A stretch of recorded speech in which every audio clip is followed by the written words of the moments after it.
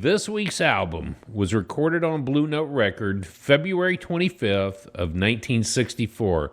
Just 4 months later, June 29th of 1964, Eric Dolphy passes away in West Germany. This is his magnum opus, and the album, Out to Lunch.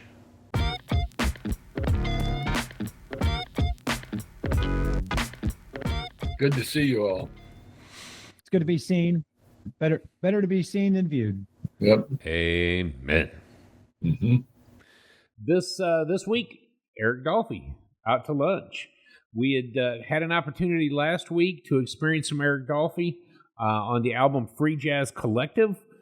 That was a banging week. I hope you guys enjoyed. I hope you all enjoyed that episode. Flipping it over, we get another Freddie Hubbard, and this time with Eric Dolphy as the leader. We had a conversation over the week.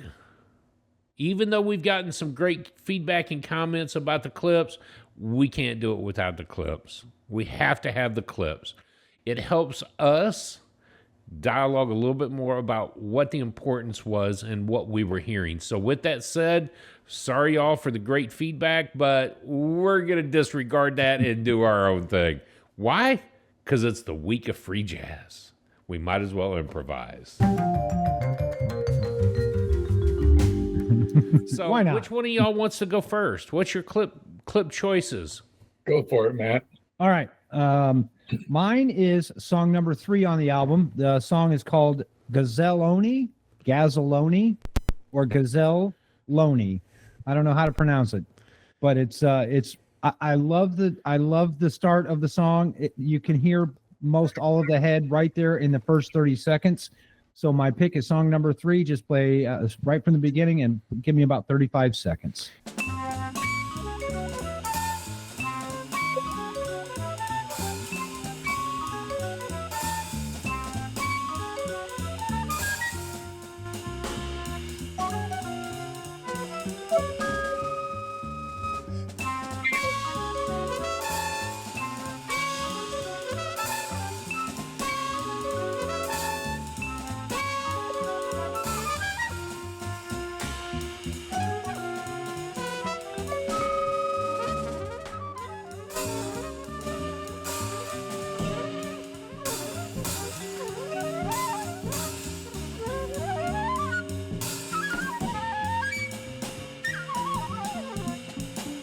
Okay, so the reason I picked that is because you can hear everyone in that clip. Yes. You can hear Eric on the flute. Eric Dolphy plays the flute on that tune. You can hear Freddie Hubbard come in when he's getting ready to take over the melody of the head. Bobby Hutcherson on vibes. I mean, come on. I'm a sucker for jazz vibes, for vibraphones. I love, I just love it so much. You can hear Richard Davis on the bass, and of course, Tony Williams laying the rhythm down on the drums. Yeah. So for me, I love that intro. It just gets that song started so well for me. So Well, and I appreciate the song kicking us off because he does play on this album the alto sax, the flute, and the bass clarinet. So he's going to be playing different instruments on different songs. That's his versatility. yeah. Just flat Now out. he doesn't play them all together like another artist we covered. Not Doesn't play Roland 'em- Kirk, He doesn't play them all at the same time, but but he does play them all on the album. yes. Dad, what clip did you want to hear? Something sweet, brother. Something sweet. I suggest you start like at 30 seconds and move over to just over an hour. Just over the whole 6 minutes? Just over a minute, maybe a minute and 5. We'll play the whole song. Is that what you're getting at? Here we go. Something sweet at about 30 seconds.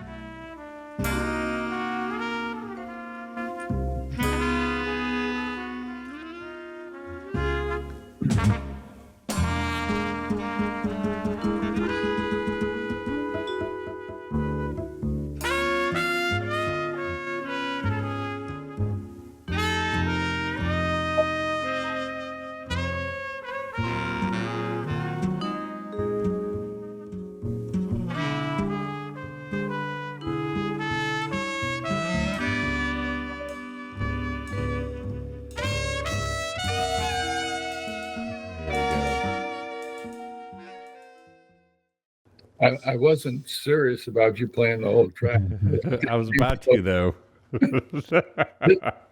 Okay, so this, I like the title of the track, and it does speak to the music that comes through. Mm-hmm. It's captivating to me. It resounds in my whole being, basically. The bass clarinet. Was there the didgeridoo in the background? Did you hear that? I bet it was the bass clarinet that fades out into that. Yeah. It just plays a low tone. It vibrates your soul. Yeah, that's what I heard. And then, of course, it goes into some of the other musicians, and they're playing together in a very sweet, melodious kind of captivating way. So that's the biggest reason I chose that. Okay. All of the notes that you lead up to when it comes into Dolphy, and you think about, this is free jazz. I mean, he was the pioneer of avant-garde free jazz, and you look at all of the innovation, all of the influential instrumentation that takes place. He has a very different sound than your typical free jazz musicians of the time, and it is melodious. It is harmonics. It's a lot of smooth music for free jazz. I think the free jazz logo is kind of the free jazz moniker is kind of pushing it, though. I could see complete avant-garde. It's pushing the boundaries of jazz, but as far as free, you'd have to twist my arm to get me to agree that it's completely free jazz. So some of the other tracks sound more like their free jazz style. Yes. So I'm not really into that complete free jazz stuff, but the smart people that write the articles all had said, while his music is sometimes classified as free jazz, his improvisations were known for their distinct logic and sophisticated structure. So yes, it was free jazz, but there was something smart behind it. Yeah. So, yeah. The clip I wanted to hear, Hat and Beard. We're going to start that at 4 minutes, 50 seconds so that I can hear some vibes as well.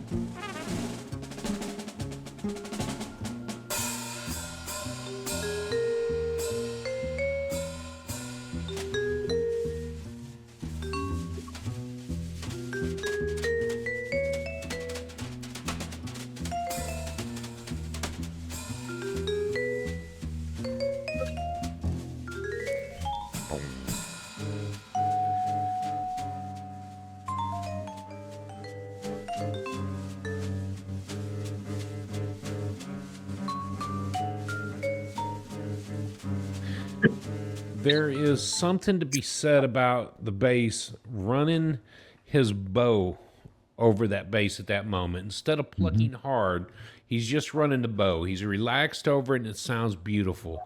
When the vibes kick in, it's a very different change from Freddie, which I don't think of Freddie as free.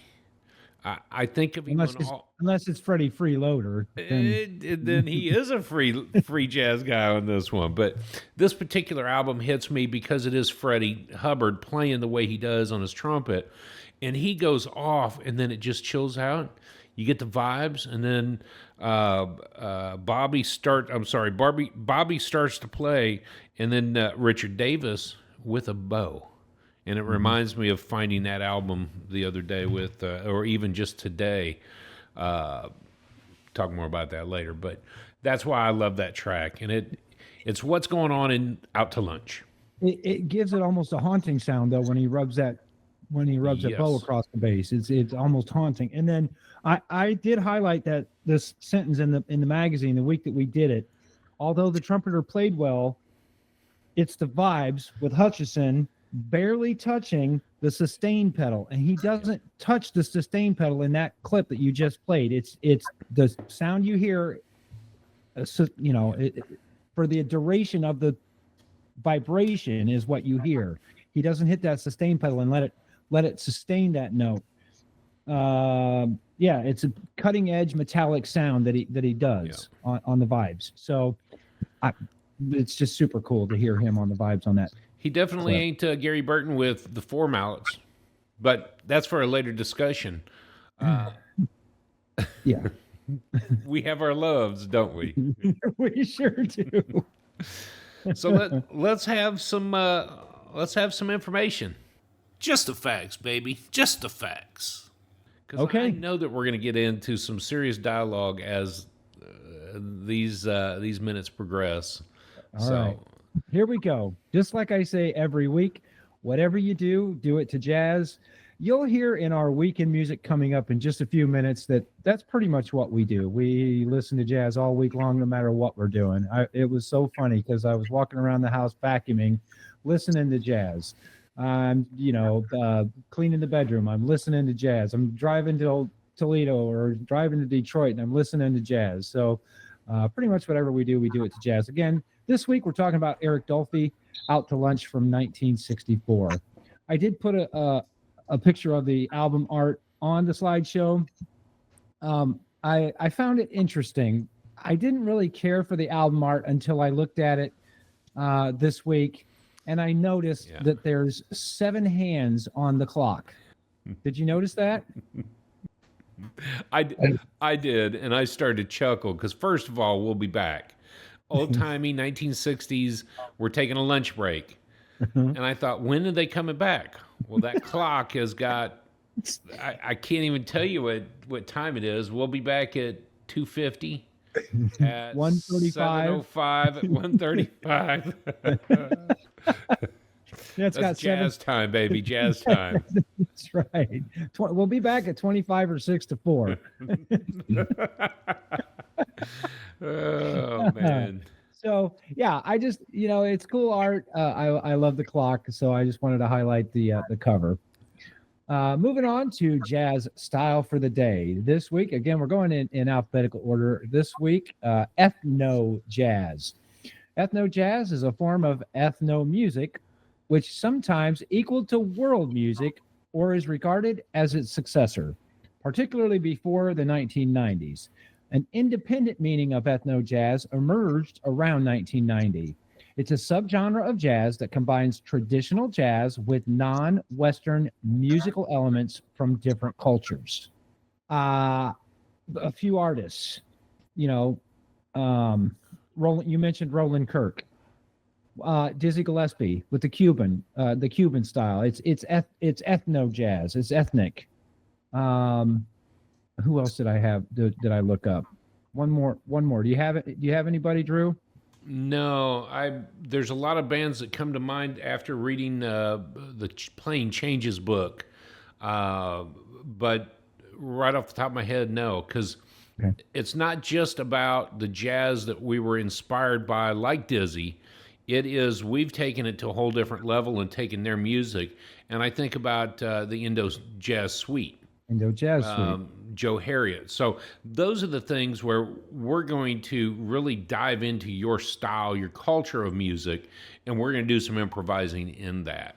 Yeah. And then it continues today. I wish I could think about Jeremy Thompson's group right now. I'll mention that in a moment, but he's doing a lot of that. Yeah. World type music.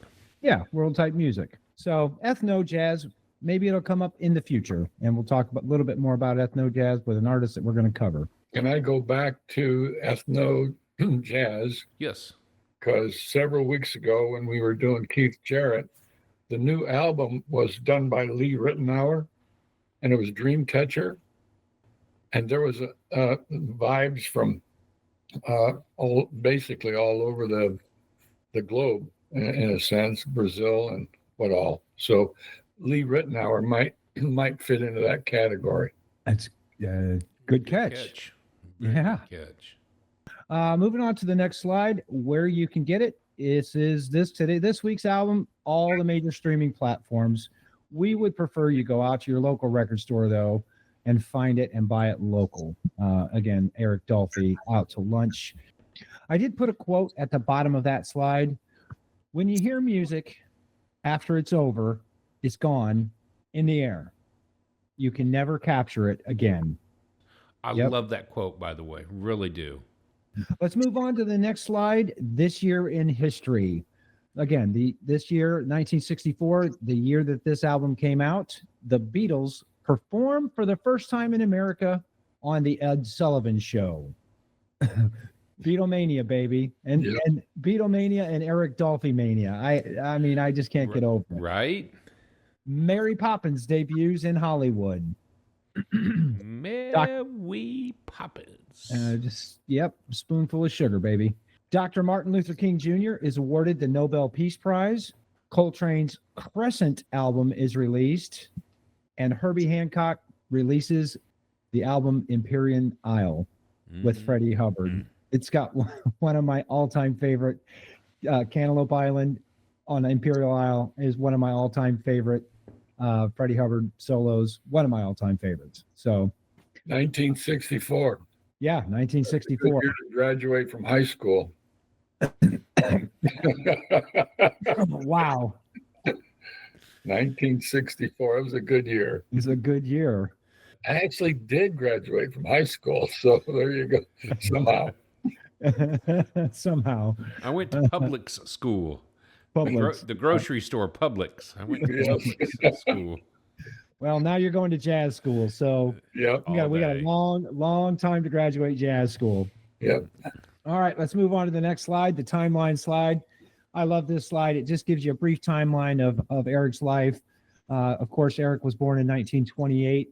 In 1950, he joined the Army and attended the Navy School of Music, which just happens to be the same school of music that I attended. So if we can count that as 1 degree to Miles Davis, then I'm 3 degrees from Miles Davis right now, because he went to the School of Music, I went to the Naval School of Music, and then he played with Coltrane. That's right. He was in the Great Lakes. No, the Naval School of Music is down in Norfolk, Virginia. Okay. So I don't know if it has always been there, but Eric, right. joined the Army, and he went to. I'll call it 3. Call it 3.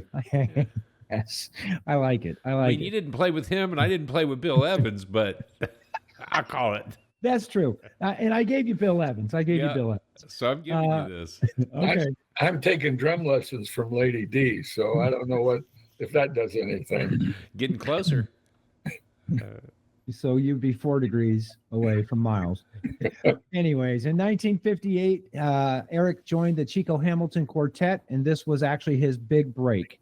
They released several albums between 58 and 59, and Eric he got his big break in 58.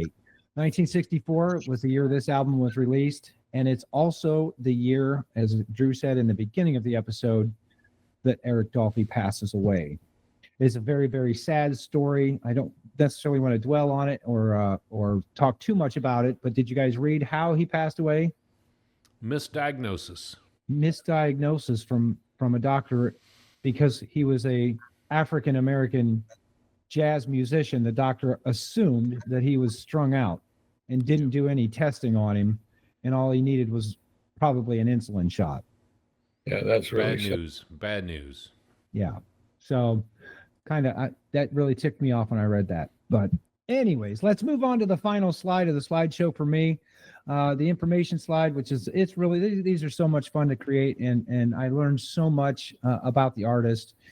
Some of the influences that I put for Eric Dolphy, he did start sax lessons at 6 years old, which that's young. That's young to be starting music lessons, but I'm sure that he had a great grasp on music even at 6. I did read some of his influences were John Coltrane, Charlie Parker, and then Mingus. He played with all those people, so I can only imagine that they influenced his style of playing along the way. Him and John Coltrane were friends outside of music, but they, of course, were friends in music as well. And then him and Freddie actually shared an apartment for a while when he moved out to, was it L.A. or was it New LA. York? It was L.A. So yeah, Eric I think it was LA. Freddie, yeah, I think so too. I'm sure our listeners can correct me if I'm wrong, but yeah, they shared an apartment together when they first moved out and we were just getting established. So, did you find any other influences, Drew? I didn't. Those were the biggest ones to me because of who he did play with. Those become part of that story. The discography. I split this up from live while he was living to posthumous. So before he passed away, there was 7 albums released. After he passed away, there was 21 other albums released, and as a sideman, just a whole bunch. I mean, I kind of lost count. So you can go and do a little bit more research if you like to. But he played with, again, Coltrane. He played with Freddie Hubbard. He played with one of my favorites that I'll mention in a few facts. But yeah, he just played with a lot of people. So sideman to many, many, many people. The genre that I've got listed for Eric, the avant-garde genre that we just talked about just a minute ago, the post-bop genre, and of course, free jazz. That's pretty much all you can say, unless you want to third stream. Does he do any third stream? No. No. All right. Let's move on to the 6 Degrees then. 6 Degrees was fairly easy this week, and we've already said it a few times. But Eric Dolphy played with John Coltrane, and of course Coltrane, boom, with Miles Davis. There are many, many others that I could have chosen from. I could have chosen Freddie Hubbard, could have chosen Charles Mingus. Who else? I have Gil Evans. I have Max Roach. I'm going to go back to this one in a moment, but obviously John Lewis, Charles Mingus, John Coltrane. Let's not forget that he was playing on several albums for Oliver Nelson. But what hit me was somebody he played with on an album that I really wrestled with and a song that I really particularly loved, George Russell. Yes. Easy Z Aesthetic. He was on that song.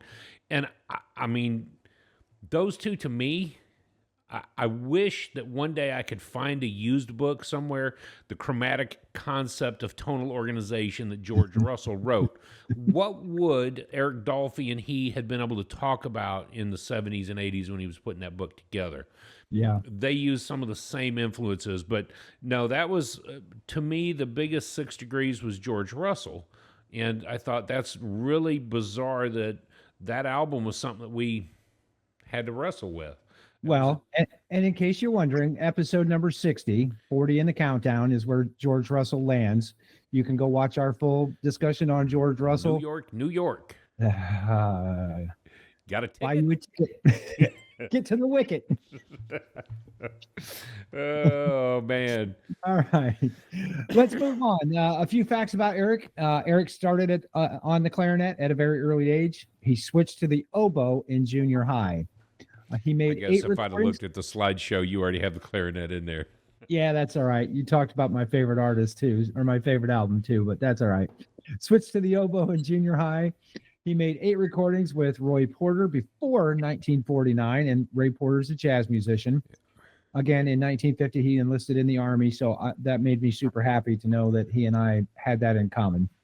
Toured with Mingus in the 50s. He toured pretty much just all over Europe in the 50s with Charles Mingus.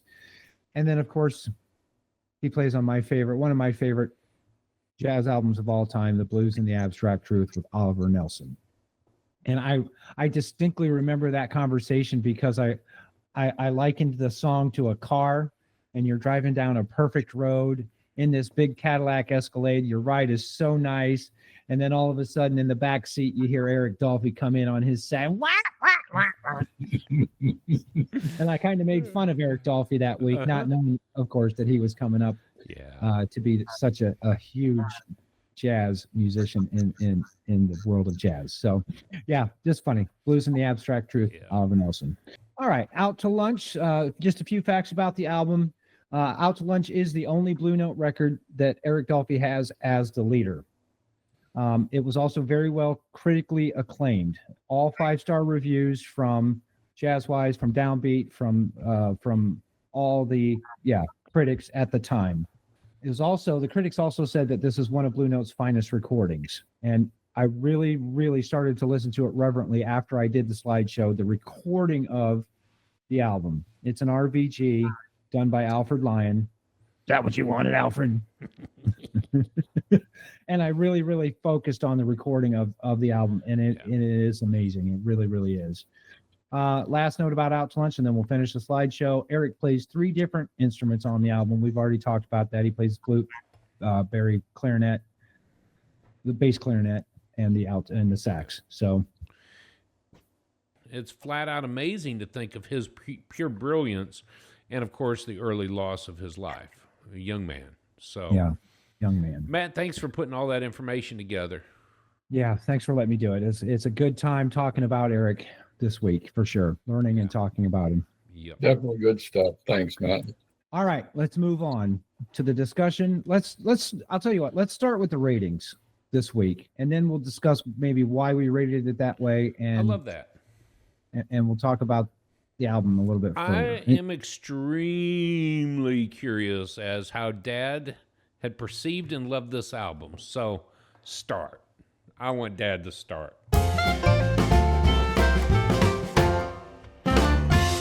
Okay. Well, I gave this album, after serious consideration, I gave it only a 7.5. Creative, obviously. The improv is there. The flow or intonation is definitely there. The feel for me was not there. There were several of the tracks, pieces of the tracks that I could resonate with.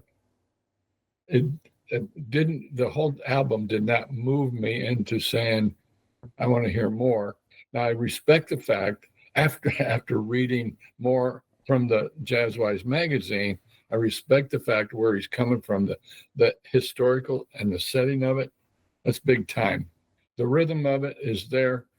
I decided, computed 7.5. Now, after hearing the discussion and listening to the tracks, just those individual tracks that we played, I could have bumped it up, but I'm sticking with 7.5. You know what? That's a very valid score. I'm not mad about that score one bit. And here's the other thing. You know, Drew, when we started doing this, there were probably times when you talked me into a better score on Tuesday morning before I wrote my score down, where we'd start off and I'd have a 6 or a 7, and then we discussed it further on Tuesday morning, where I would, and Dad hasn't had that opportunity yet. So he's coming at it, boom, pinpoint. That's a great score, Dad. Really. I so much want to hear that, because we've said it before. What if we could go back and listen to it for the very first time? You know, we've listened to so many albums like Blues and the Abstract Truth, for example, that I want that feeling again for the very first time of listening to that album. And so he's got the fresh ears on this. It's not like it's not like he's coming at it from, we talked about it last year, we're rehashing it. It was okay. So that was why I was curious of your rating. And it's a valued opinion on this. Oh yeah, for sure.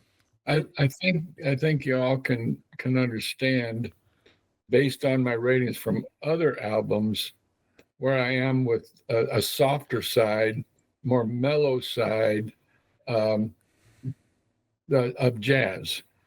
And so when I hear avant-garde or free jazz, I don't get that vibe where it's not your flavor. It's not your flavor for jazz. He said vibe. We do have vibraphones on the album. Vibe. Those are cool, man. That was cool. Yeah, it really was. Yeah, it's just not your flavor, though. I mean, it's the wasabi on the sushi bar that you're not going after, or butter pecan on ice cream bar. Now wait a minute. No, don't even throw butter pecan under the bus that way. No, it is. His flavor is butter pecan. Oh, you're okay. My flavor is butter pecan. Yeah. All right.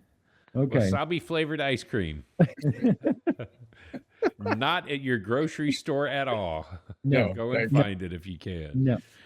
But we do have our own preferences, and I think that's the great part about it. We have our flavor, we have our love. So Here's what I think. I think 4 months ago, 5 months ago, 6 months ago, you would have, if this would have been an album that we were discussing, you'd probably given it much lower. You've heard some great jazz already. We've talked about some free jazz already, and you've given some super duper scores on some of those free jazz albums. So you can call yourself not a free jazz fan, but your scores tell us otherwise. And for me, I'm learning. I'm still learning. I'm still learning. I will not go back to Machine Gun. You'd have that. That'll be my torture music for when, they come try and take something away from me. But that's my fight song, dog. We gotta fight if you play that song.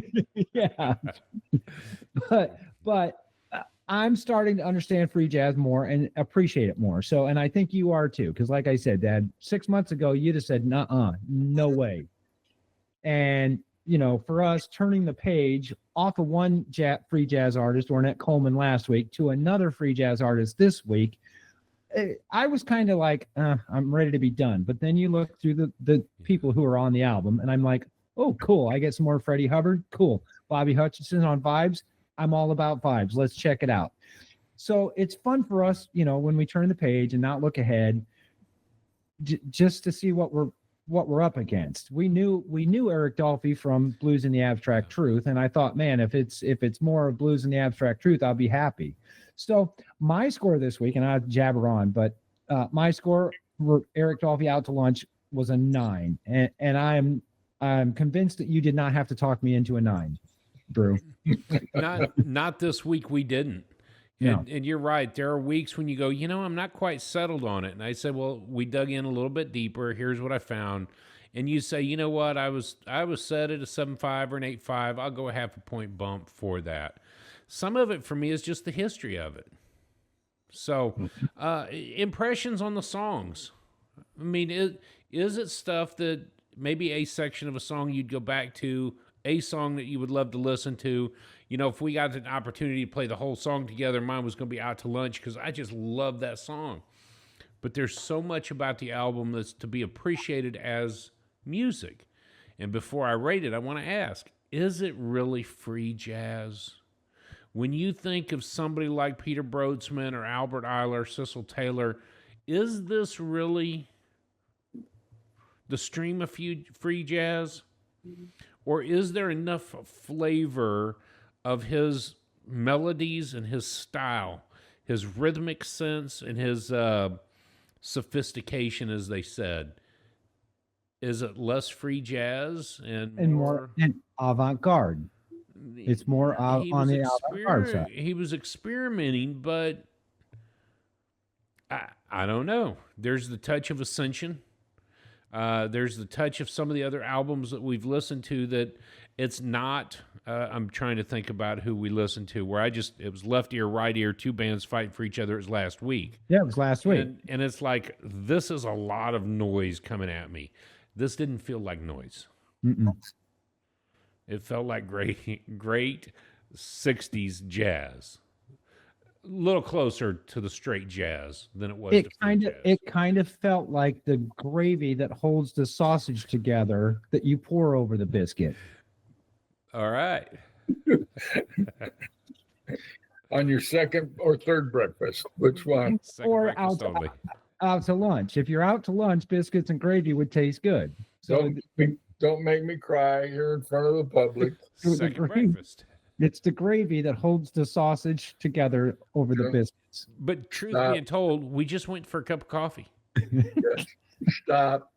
We'll tell that story to y'all later, but we did have second breakfast in Defiance, Ohio.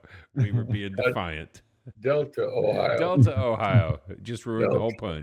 I'm sorry. I didn't mean to sidetrack the conversation, but I gave this album, when we first listened to it back in November of last year, a solid 9. It hit all of the criteria for me. It was a moving album. It was so exciting to hear the subtlety of the vibes with the freestyle or free performances of Freddie Hubbard. The bass clarinet, I mean, come on. he made the bass clarinet a jazz instrument. And when I think about Courtney Pine today and love to listen to his albums, I'm going to continue to be blown away by a bass clarinet. Eric's life was too short.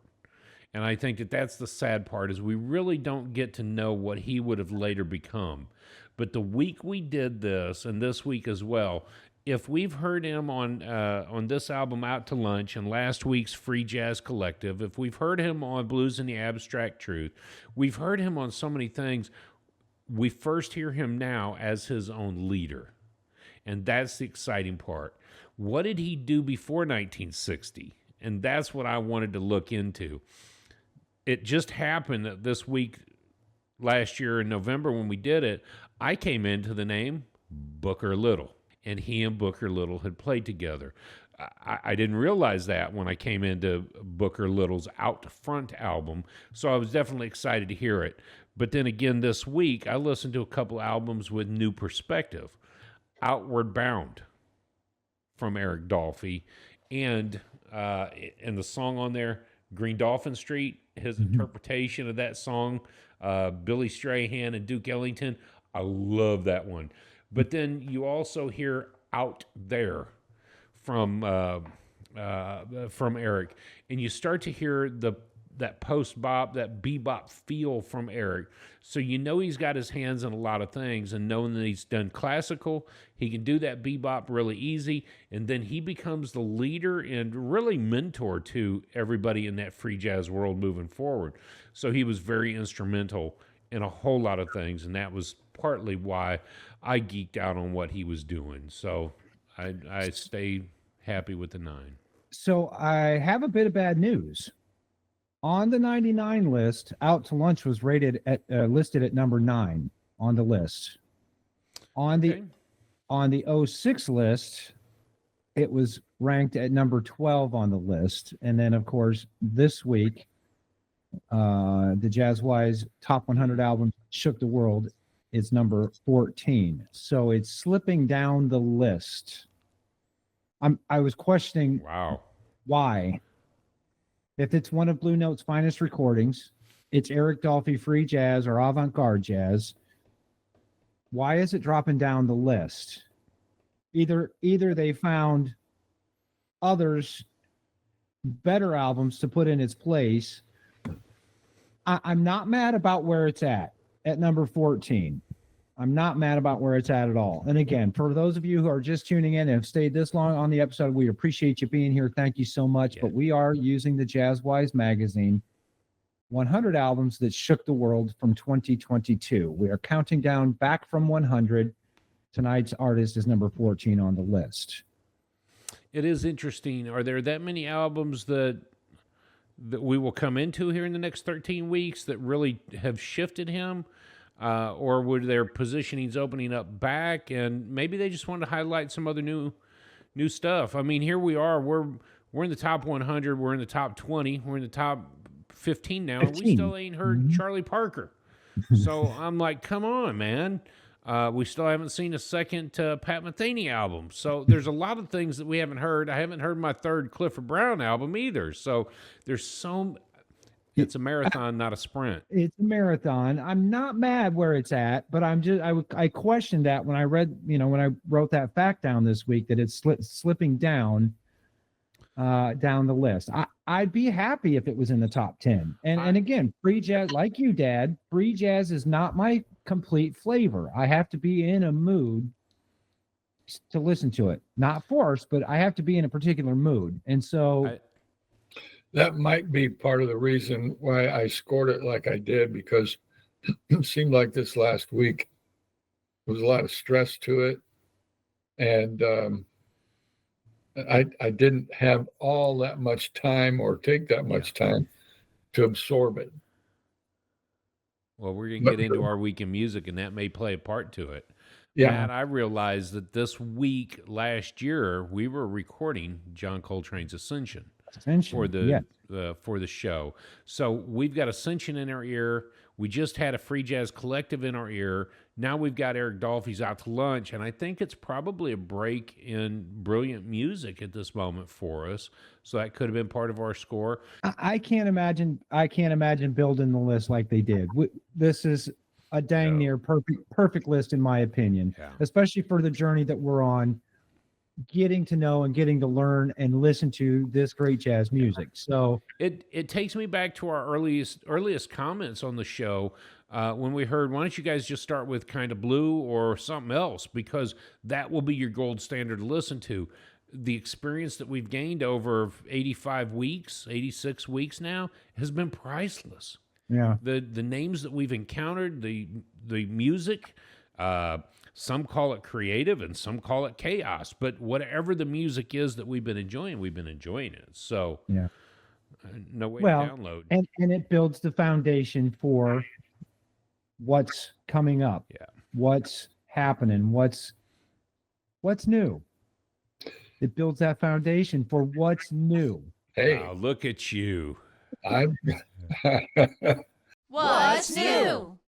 Let's talk about what's new, because this week I'm going to introduce you to Jeremy Ledbetter's trio, and the album is Gravity. Not only the album cover, but the music itself. Let me read what was reported here. Warning: audiences must exercise caution. People who see this band are rarely the same again. If the Jeremy Ledbetter trio were an inanimate object, it would be a runaway train. And that's what you get on this album. Jeremy was a Canadian-born pianist. This album came out in early 2024. It's their second album. They have traveled all over the world, basically, playing music from one venue to another, and again, different places across the world. They were nominated and awarded the Juno Award, which is the Canadian Pop Music Prize. There's been over 500,000 streams of this music. So I encourage our listeners to go and listen to Jeremy Ledbetter with Gravity. It will just stir your soul completely, and you'll learn to, well, you already appreciate jazz, but this album, you'll appreciate this jazz album even more, and appreciate jazz even more, because this is a kicking album. Well, I'm mad at you. Okay, good. I'm mad that you waited this long to introduce Gravity to us. I wish we would have had Gravity 30 weeks ago, so that I could have enjoyed it for 30 more weeks. Yes. Yeah, you're right. Yeah. You will. Our listeners will enjoy this album. Just like I've already been through the full album 4 times since you showed it to me on Wednesday of last week. Yep. It's amazing. It will keep your interest the whole album. The whole album is interesting. Yeah. Wait, you had a whole week on this album? Next thing you know, you're going to the Duke Ellington together too. Well, let's just say that he showed it to me last Wednesday, and so I've had a whole week with it. I love you guys too. I thought you were trying to segue into our week in music when you said, I'm about to hang up now. Oh man, it's a great it is a great segue though. It is. I had a great time listening to this album. So good. Gravity, Jeremy Ledbetter trio was phenomenal. So yeah. Well, Dad, keep rolling. What's your week in music been like? Well, I'm not going to say a whole lot about Wednesday night, because I'll let Matt talk maybe about the Three Rivers Big Band performance that we attended. What's it like watching your drum instructor tear it up on a Wednesday night like that? It's amazing. She is amazing. And man, clarify, I don't think they had a practice, did they? No, they did not. She gets on stage and just just beats away, and the rhythm. She's just incredible drummer, and she's my drum teacher. I've had 23 drum lessons, and maybe in 10 or 15 years, I might be able to put a rhythm together and get a money beat down. I'm still working. Still claps off beat to the church songs. Yes. Yes. Saturday night we were at a wedding. We had a lot of music there, but while we're talking with our family group, we mentioned jazz, and Aunt Deb said, "Man, I sure do love Gregory Porter." And boy, that just sparked something for me. Obviously, Gregory Porter is the man. And Uncle David said, it's like he's standing up there singing, and he's not working at it at all. It just comes through. It flows out of him. Yeah. It does. Yeah. So I'm getting goosebumps just talking about that. I could have hijacked the conversation about jazz and just asked Dave all kinds of questions about his favorites and his influences. But that was for a different time. We were lots of discussion that night. What did he say about Art Tatum's monument? Yeah, they're doing some upgrades to the Art Tatum monument. Are they really? Go ahead, you finish. I'm gonna intersect right now. We're dropping Dave's clip in from the Art Tatum monument that he had gone and said hello to us for. So I'm gonna drop that right now. Hello everyone, I'm standing at the Art Tatum Zone in downtown Toledo, Ohio. The statue that you see here of the keyboard was built in honor of Art Tatum, who was born here in 1909. Art Tatum's jazz influence is still felt in Toledo, Ohio, and around the world. Reporting for The Unconnoisseur, I'm Dave G. Thanks, Dave, for going out and doing that. We did that. We brought that up for the Art Tatum discussion, but I can't wait to have you go back and show us what the new one looks like. So thank you. That was episode 31. Yes, perfect. Countdown I'll 69. put the link above Dad's head. Art Tatum in 1 week. That's cool. Go ahead and finish, though, because the story is very interesting. No, I asked as much as I know. They've got a big grant for the Art Tatum project, and they're going to be doing something very similar that Lady D does at the Pearl Arts Academy. They're going to be giving subsidies and scholarships to students to come and learn, first of all, about Art Tatum, and then secondly, to learn jazz music at the Art Tatum Institute right in downtown Toledo. So it's very, very similar to the Pearl Arts Academy where Lady D teaches. I love the fact that they're introducing kids, first of all, to Art Tatum, second of all, to jazz music, period, and then third of all, to music. Yeah. Mom sat across from me that night at the wedding, and she says that they should never, ever take the arts out of school. Ever. Never. No. I mean, cut the budget somewhere else. Yeah. Cut the track team out. No one cares about track. Cross country running? Yeah, nope, we don't need it. You ain't Forrest Gump. Pick up an instrument. I will have to say this, though. A lot of the individuals that I've met in those sports just happen to be musicians as well. So kudos to those who push their minds and their bodies for those things. So, get rid of math. Nobody knows it anyways. Yeah, who cares? Irrelevant. Yeah. Keep music in school. Isn't there a dedication, though, to sports athletes, a dedication to the team, dedication to band and music? There's a complete different mentality and a different outcome for kids and students who are in that track. Beautiful, just beautiful. Thank you. I was going to say, are you done with your week in music? Yeah, I'm pretty much done. Okay. Yes. All right. Well, let me dovetail on that because we were at Three Rivers Big Band together. Lady D, of course, was drumming.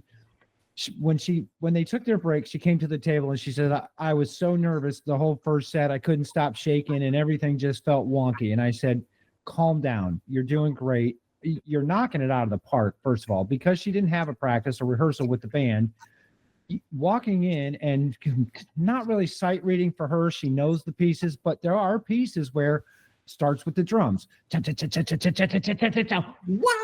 You know, and so she's got to count that off and get it right in her head. And she's a consummate professional, first of all. So that was Wednesday night, Three Rivers Big Band. I always love going. She's a sub. She doesn't sit with them night after night when they're playing. So when she gets called to set in, that rehearsal is the only time to know, how did we start this? How do we end it? She keeps drumming and everybody stopped. You go, oops. And they're playing. Not Lady D. No way. They're. I mean, she's laying down Buddy Rich tunes like it's lunch for her. Right? Yes. Better pack a lunch if Delaney's playing. They play a couple of Buddy Rich tunes, and I know I'm bragging on her, but I don't care because I love Three Rivers Big Band anyways.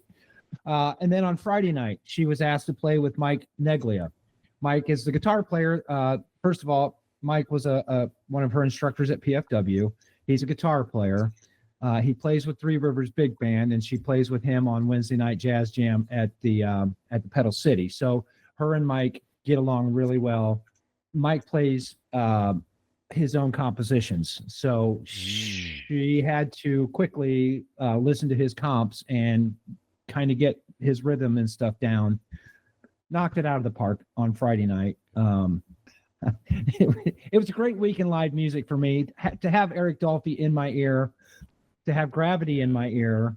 And then, of course, I couldn't finish the week with Eric Dolphy and not listen to the Blues and the Abstract Truth. So that was the icing on my cake. Right. Wow, what a great week. I didn't get to sit with y'all at Three Rivers, but I sure have listened to my fair share of big band music this week. And it's been a great week listening, enjoying some music. Eric Dolphy has brought the best out, just trying to find out what he was about, listening to all his other albums. One of the greatest moments of my life happened this week in jazz music. I found out that he played with Clifford Brown, and there is a recording of it. It is called Clifford Brown and Eric Dolphy Together, recorded live at Dolphy's home, 1954. It is a tape recorder at best. Hit record and let the band go. So I was able to listen to some really horrible audio of Clifford Brown and Eric Dolphy play together. So that was my highlight. Now I can only find a few pieces here and there of the album. I know it's on Discogs. I can order that and get it here, and I probably will because I'm a fan of Clifford Brown.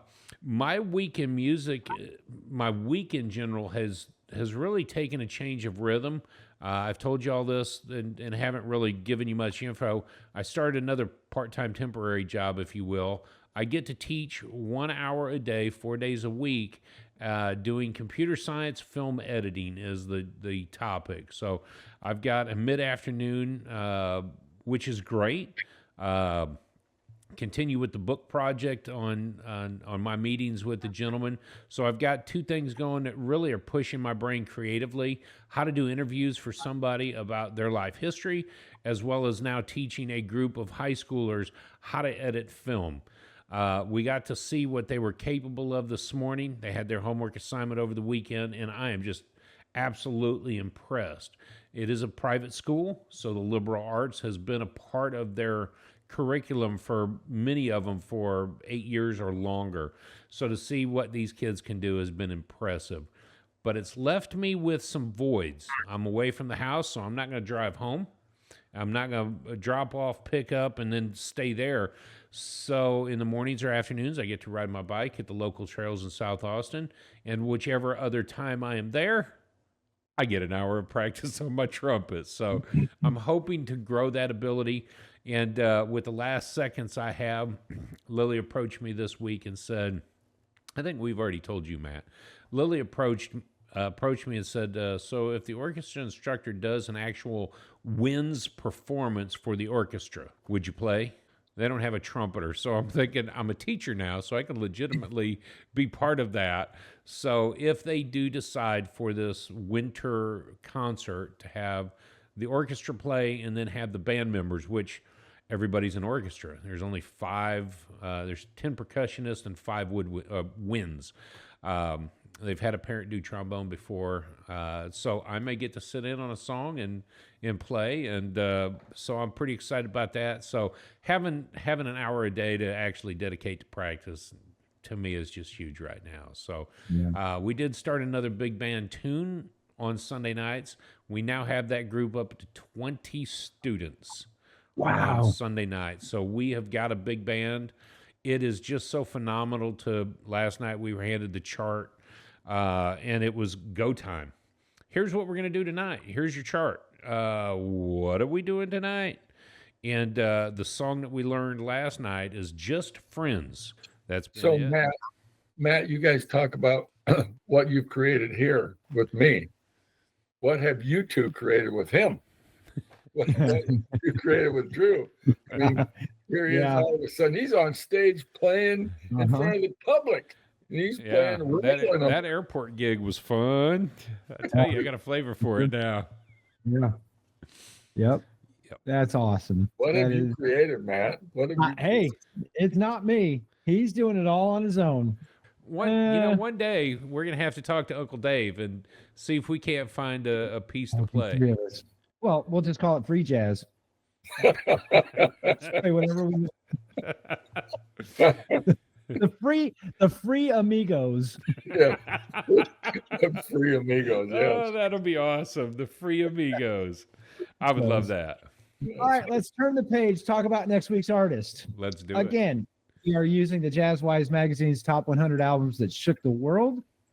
We are counting backwards down from 100, and this week's artist is number 13 on the list. This week, number 13 on the list, Duke Ellington. The name of the album is The Blanton Webster Band. It was on the RCA Bluebird label on CP. It was on CD and LP. Recorded the 6th of March, 1940 through the 26th of July, 1942. There's loads and loads of artists on this recording. This is the Blanton Webster Band by Duke Ellington. Cootie Williams, Ray Nance on trumpet. Names we haven't heard of. Billy Strayhorn on piano. We know that name because he wrote "Take the A Train." What's the quickest way to Sugar Hill? Harlem, Sugar Hill, yeah. Sugar Hill from Harlem. Take the A Train, baby. Johnny Hodges. I think there's a couple of times when he introduces the band, if I remember listening to the album, and just to hear his voice, it's a study in history. That's what I love about this journey, is that for me, it's not just the music. It's also the history of where this music has come from. And historically, not much better than Duke Ellington. Yep. We covered him. Yeah, Duke Ellington on episode number 77, countdown 33. Duke Ellington. Which compilation was that? At Newport. We covered Duke Ellington. Right. That's the album I remember him saying who the members were. And then he told the producer, okay, I'll take care of it. We're go ahead done. And shut it down because the party's over. Strike up the band. We got a couple more songs. That's right. It's in at Newport. That was episode number 33 for us. Okay. Or 77 for us, episode 33. Cool. So, all right. Hey, put the Duke Ellington Blanton Webster. Ben Webster. Webster. Yes. Ben Webster. Ben and Webster, Art Tatum. Have a great week listening to it, because I can't wait to talk about it next week. Drew, why don't you tell them where they can find us? Well, as always, come to our website, theunconnoisseur.com. Lots of great information on there. We've got our ratings list. We've got some great information. Jazz Styles is one of those. We look forward to seeing you on next week as we talk about Blanton Webster, Duke Ellington. Peace out. Good night, y'all. Good night. Thank you.